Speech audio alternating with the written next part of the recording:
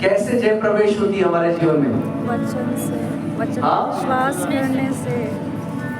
हाँ, मुझे यहाँ तक आवाज नहीं आ रही, पर सही कह रहे हो जो भी आप कह रहे हो। हमारे कानों से, क्योंकि वचन सुनने से आता है। अगर आप केवल अपना स्वभाव परमेश्वर के वचन के लिए बदल डालो और एक महान आदर, हे मेरे पुत्र अपना कान मेरी शिक्षा पर लगा, मेरा वचन ध्यान धर कर सुन, क्योंकि जिनको मेरे वचन का प्रकाशन मिलता है वे उनके जीवित रहने का और वे उनके भला चंगा रहने का कारण होता है।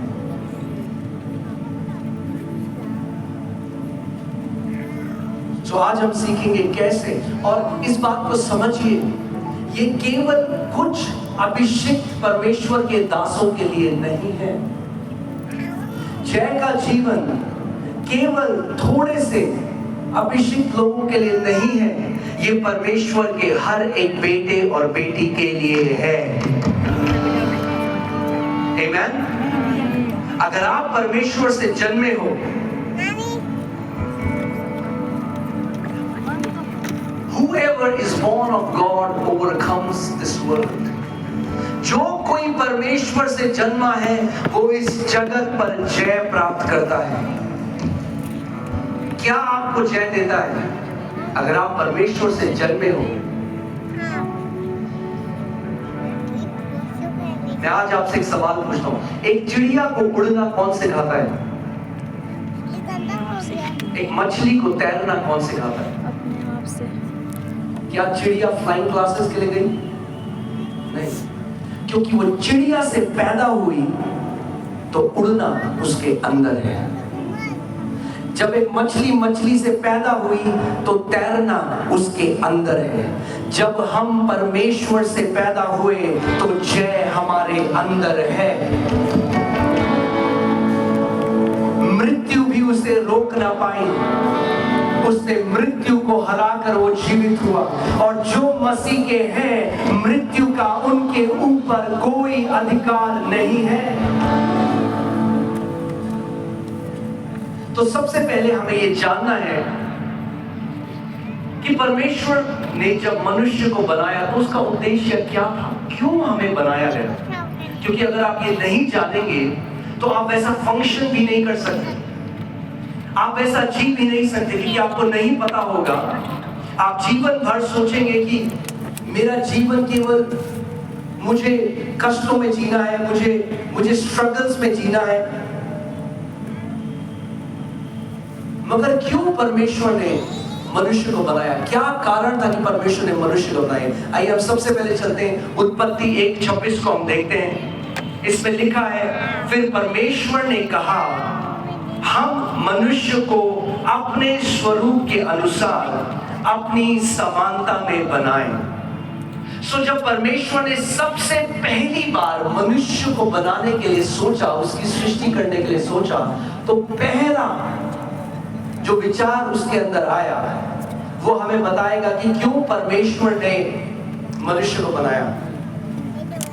वे समुद्र की मछलियों और आकाश के पक्षियों और घरेलू पशुओं और सारी पृथ्वी पर और सब रेंगने वाले जंतु पर जो पृथ्वी में रेंगते हैं, क्या रखे? क्या रखे? एक बार जोर से बोलो, क्या रखे? अधिकार रखे। जब सबसे पहली बार परमेश्वर ने मनुष्य को बनाने के लिए सोचा तो कहा हम मनुष्य को अपनी समानता में, अपने स्वरूप में बनाएं। और ये जो मनुष्य हम बना रहे हैं ये क्या करेंगे? ये अधिकार रखेंगे। जो अधिकार रखते हैं उनको बोला जाता है अधिकारी। मैंने आपको कल भी बताया था, परमेश्वर ने हमें भिखारी नहीं उत्तराधिकारी बनने के लिए बुलाया है। जब पहली बार उसने मनुष्य को बनाया तो उसने कहा मैं इनको अधिकारी बनाना चाहता हूं, मैं इनको अधिकार देना चाहता हूं, मैं इनको अपने स्वरूप में बनाऊंगा, अपनी समानता में बनाऊंगा। कई लोग आज प्रार्थना करते हैं, ओ प्रभु जी हम नाली के कीड़े हैं प्रभु, प्रभु हम कुछ नहीं प्रभु, और वो सोचते हैं ऐसी प्रार्थना करने से परमेश्वर बहुत प्रसन्न होता है। क्यों वो ऐसी प्रार्थना करते हैं? क्योंकि उन्हें वचन का ज्ञान नहीं। फेक ह्यूमिलिटी से परमेश्वर प्रसन्न नहीं होता। नम्रता अपने आप को नीचा देखना नहीं, सच्ची नम्रता अपने आप को वो कहना है जो परमेश्वर आपको कहता है।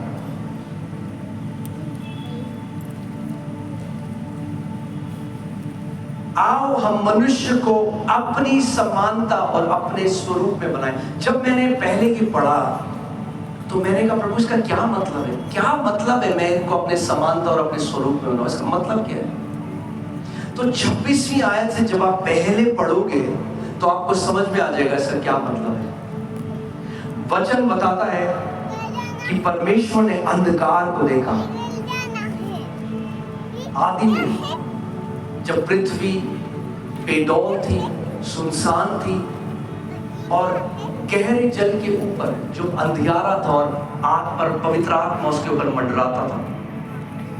तो जब परमेश्वर ने जो देखा, परमेश्वर देख रहा है केओस, परमेश्वर देख रहा है सब खराब, बदसूरत है देखने में, बेडौल है, और परमेश्वर ने कहा, परमेश्वर ने बोला उजियाला हो जा, और उजियाला हो गया।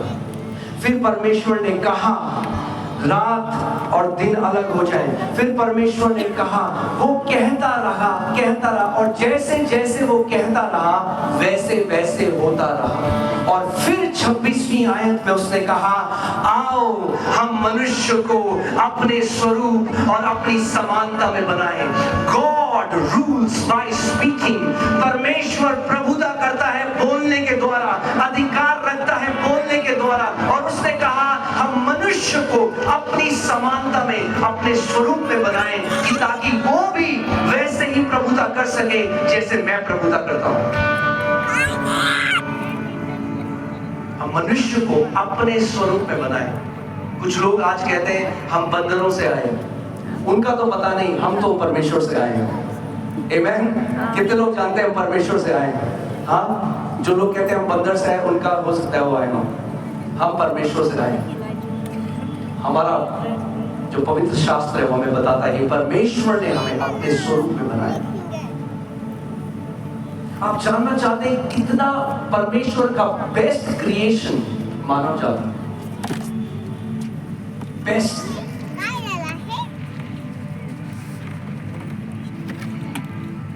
अगर हम भजन संहिता 8 में देखें, सबसे पहले मैं आपको एक बात बताऊं, जब परमेश्वर ने आदम को बनाया, परमेश्वर ने आदम को एक नौकर नहीं बनाया था। कई लोग सोचते हैं कि हमें इसलिए बनाया गया प्रभु ने कि हम लोग जिंदगी भर उसकी आराधना करेंगे। वो हम करेंगे, मगर जब परमेश्वर ने आदम को बनाया तो उसने ये नहीं कहा आओ हम मनुष्य को अपने स्वरूप में बनाएं और वो जिंदगी भर हमारी आराधना करें।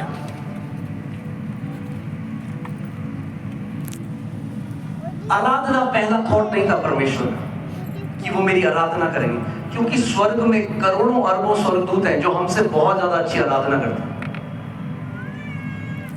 और किसी और काम के लिए परमेश्वर ने मनुष्य जाति को बनाया और पृथ्वी पे उसको रखा। भजन संहिता 115 उसकी 16वीं आयत में लिखा है, स्वर्ग तो यहोवा का है मगर पृथ्वी उसने मनुष्य के पुत्रों को दी है। उसने मनुष्य को पृथ्वी पर रखा और कहा तुम पृथ्वी पर अधिकार रखो। मैंने तुम्हें अधिकारी बनाया है, मैंने तुम्हें अपने स्वरूप के अनुसार बनाया है। जैसा मैं हूं मैंने तुम्हें वैसा बनाया है कि ताकि तुम भी वैसे प्रभुता कर सको जैसे मैं प्रभुता करता हूं। और भजन संहिता 8 में अगर हम जाएंगे, भजन संहिता 8 उसकी 4थी आयत से अगर हम पढ़ेंगे, इसमें लिखा है तो फिर मनुष्य क्या है कि तू उसका स्मरण रखे, और आदमी क्या है कि तू उसकी सुधि ले। कई लोग ऐसे ही सोचते हैं हम लोग कुछ भी नहीं, क्योंकि अभी परमेश्वर उनकी आंखें खोलना चाहता है कि सच में वो जाने कि वो क्या है।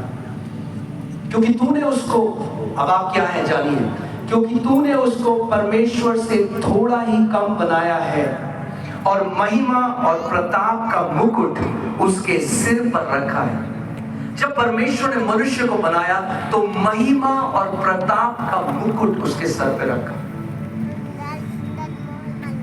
नीचे एक रेंगने वाले कीड़े की तरह नहीं बनाया।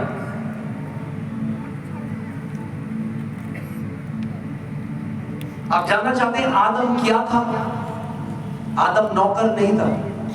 लूका 3:38 लगाइए। मैं आपको बताता हूं कि आपको पता चले आदम को जब बगीचे में रखा परमेश्वर ने, तो आदम को परमेश्वर ने क्या बनाया था। देखिए क्या लिखा है, और वह एनोश का, और वह शेत का, और वह आदम का, और वह किसका पुत्र था? परमेश्वर का पुत्र था। आदम को परमेश्वर ने अपना पुत्र बनाया।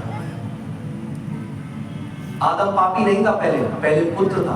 पाप से पहले हम लोग पुत्र थे, इसीलिए यीशु मसीह आया, पापों का बलिदान दिया और वापस हमें पुत्र होने का अधिकार दे दिया है। और जो पुत्र हैं उनको परमेश्वर ने अधिकार दिया। कितने लोग यहाँ पर यीशु पर विश्वास करते हैं? मुझे अपना हाथ दिखाइए। अगर आप यीशु पर विश्वास करते हैं तो आपके पास परमेश्वर ने अधिकार दिया है। वो चाहता है आप एक जय का जीवन जिए, प्रभुता करें इस पृथ्वी पे। सवाल ये है, मैं किस चीज पे प्रभुता करूं? हर एक चीज पे जो आपके विरोध आती है। आप जानते हैं जब प्रभु यीशु मसीह इस पृथ्वी पर आए तो प्रभु यीशु मसीह इस पृथ्वी पर हमें ये बताने के लिए नहीं आए कि परमेश्वर क्या कर सकता है।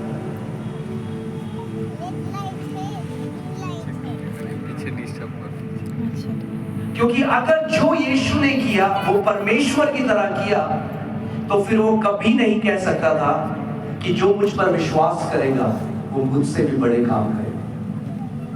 यीशु हमें ये बताने के लिए आया था कि पुत्रों को कैसे जीना चाहिए। वो परमेश्वर का पुत्र बनकर आया हमें दिखाने के लिए कि पुत्र कैसे इस पृथ्वी पर चलते हैं, क्योंकि उनको अधिकार दिया गया है। और आगे हम देखते हैं भजन संहिता 8 में। देखिए यहाँ पे क्या लिखा है, तूने उसको परमेश्वर से थोड़ा ही कम बनाया है और महिमा और प्रताप का मुकुट उसके सिर पर रखा है। तूने अपने हाथों के कार्यों पर क्या दी है? रांची पढ़िए, क्या दी है? क्या दी है? तूने मनुष्य को अपने हाथों के कामों के ऊपर क्या दी है? प्रभुता दी है। ये समय है आज परमेश्वर के बेटे और बेटियों का उठने का, कि ताकि वो प्रभुता में चल सके, उस डोमिनियन में चल सके, उस शासन अधिकार में चल सके। और ये अधिकार उपवास करके नहीं आता। उपवास बहुत जरूरी है, मगर ऐसा नहीं कि 40 दिन आपने उपवास किया तब आपको अधिकार मिलेगा। जिस दिन आप परमेश्वर के घर में आपने जन्म लिया, जिस दिन आपने प्रभु यीशु मसीह पर विश्वास किया, जिस दिन आपको संतान होने का अधिकार दिया गया, उसी दिन आपको प्रभुता करने का भी अधिकार दिया गया है। और आपको उस अधिकार में चलना सीखना होगा।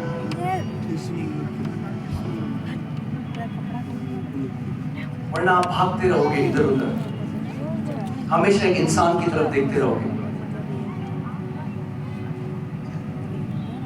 हर एक परमेश्वर का दास का काम है आपको परमेश्वर के वचन की ओर ले जाना, क्योंकि असली में छुटकारा परमेश्वर के वचन में है।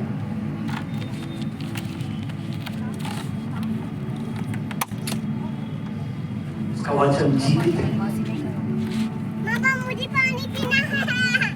यूहन्ना 1 में परमेश्वर का वचन कहता है, जितनों ने उसे ग्रहण किया परमेश्वर ने उन्हें अपनी संतान होने का अधिकार दिया। कितने लोगों ने यहाँ पे यीशु को ग्रहण किया है? आमीन। मुझे एक बात बताओ, आदम के बगीचे में आदम क्या था? आदम हिंदू था या मुस्लिम था या सिख था या ईसाई था या जैनी था? क्या था आदम? क्या था? का पुत्र पुत्र था। अगर आदम पुत्र था और यीशु में दोबारा पुत्र बनाने के लिए आया, तो आप और मैं भी आज पुत्र हैं। ये हमारी असली पहचान है। हम ईसाइयत में नहीं हैं, हम किसी धर्म में नहीं हैं, हम परमेश्वर के बेटे और बेटी हैं जिन्होंने यीशु मसीह को ग्रहण किया।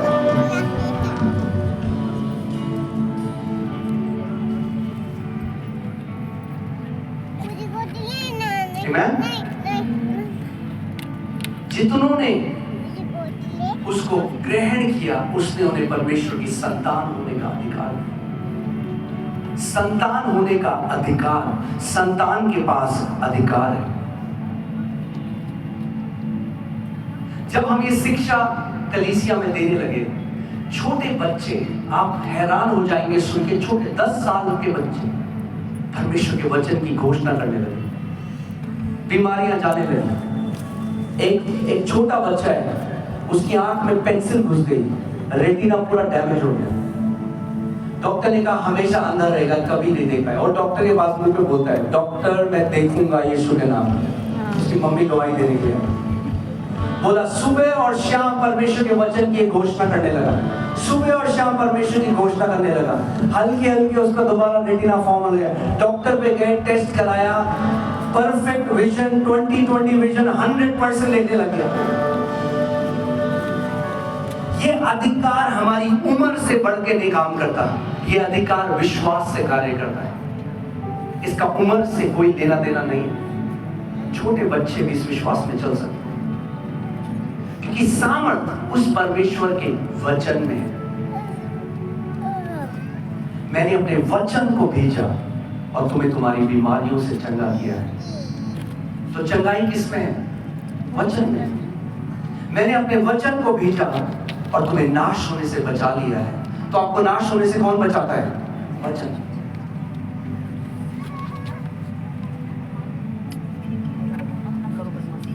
जब लोग इस बात को समझ जाएंगे,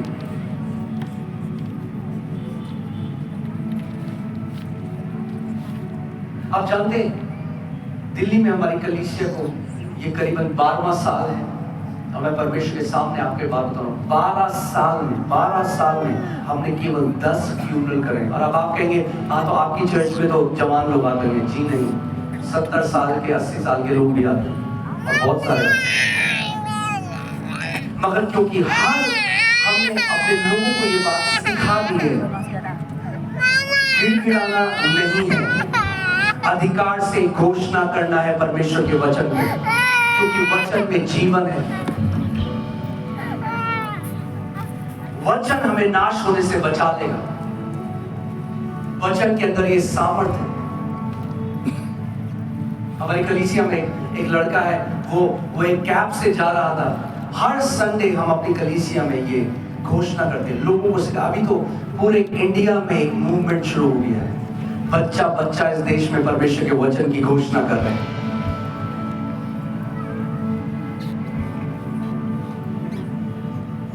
और वो लोग 6 लोग उस कैब में थे। आगरा जा रहा था, एक एक्सीडेंट हुआ बहुत ही खराब, और वो 5 लोग, बाकी 5 लोग उस कैब में जो थे, उसी समय उनकी इंस्टेंट मृत्यु हो गई। और ये व्यक्ति वहां बाहर आ गया, बिल्कुल हील्ड, बिल्कुल बढ़िया। उसके पाँव में लगी बस, मगर पूरी रीति से परमेश्वर उसको बचाया।